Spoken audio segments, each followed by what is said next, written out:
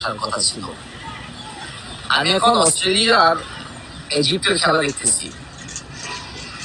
ইজিপ্টের ৩-৪ জন player তৈরি করায় রজারিও মিকাইলের মাধ্যমে আজও পর্যন্ত তার অ্যাডভাইস নেই। ইজিপ্টের ন্যাশনাল টিম তার সাথে কানেক্টেড, সব কিছুতে সে ইজিপ্টকে হেল্প করে। কি দুর্ভাগ্য আমরা না, বাঙালি জাতি, বাংলাদেশের ফুটবল, বাংলাদেশের ফুটবল স্ট্রাকচার, আমরা আসলে খুব ভালো একজন লিডারকে হারাইছি। কষ্ট লাগে কেন জানেন?